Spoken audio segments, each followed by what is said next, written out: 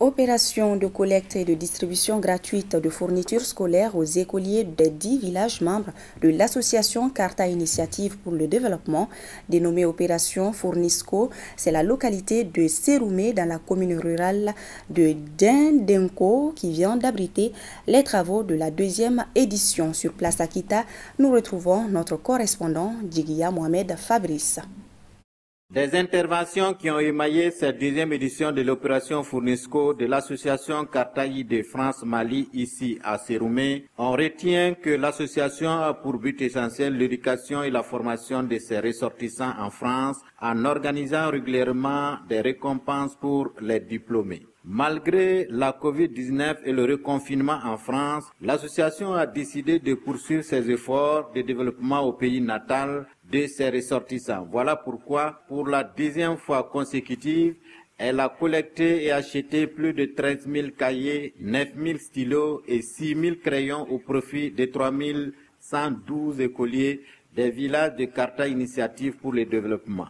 Afin de poursuivre ses efforts sur l'autre espace, c'est-à-dire au Mali, l'association a décidé, dans les conditions de confinement en France, de collecter ou d'acheter des fournitures scolaires pour des écoliers du Carta pour la rentrée scolaire 2020-2021.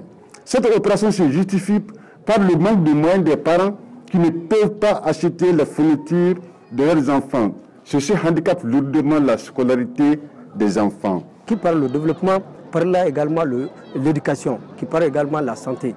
Donc le Carta souffre aujourd'hui parce qu'il y a manque de santé et il y a manque également de l'éducation. Parce que les personnels, nous n'avons pas des enseignants. Il n'y a pas d'enseignants ici. Donc le DECAP tout de suite de Toukoto vient de signaler, franchement, en 2014, quand nous voyons source même du CAP, nous avons 350 enseignants. Mais aujourd'hui, 2020 comme ça, nous avons 108 enseignants.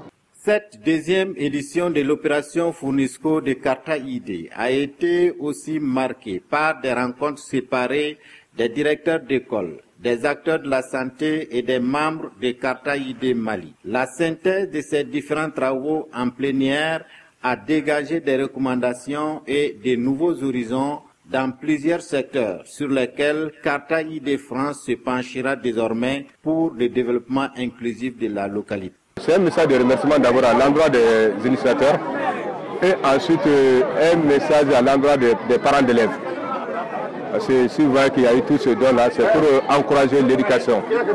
Et surtout aux enfants aussi, aux élèves et aux enfants, de prendre courage.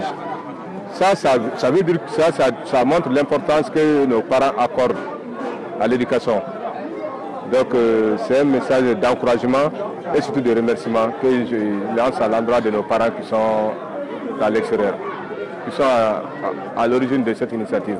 En effet, cette opération permettra à des familles de souffler, de croire en la valeur de leurs enfants résidant à l'extérieur du Mali, sans pour autant encourager l'immigration. Carta ID, une initiative pour le développement des Carta, transporte des documents de l'Europe en Afrique uniquement pour le bien-être et le confort des enfants du Carta. Cette initiative a offert des salles de classe dans plusieurs villages de Carta. Cependant, elle peut être améliorée en amenant des livres adaptés au programme malien, en lecture-écriture pour les différentes classes progressivement au fil des années.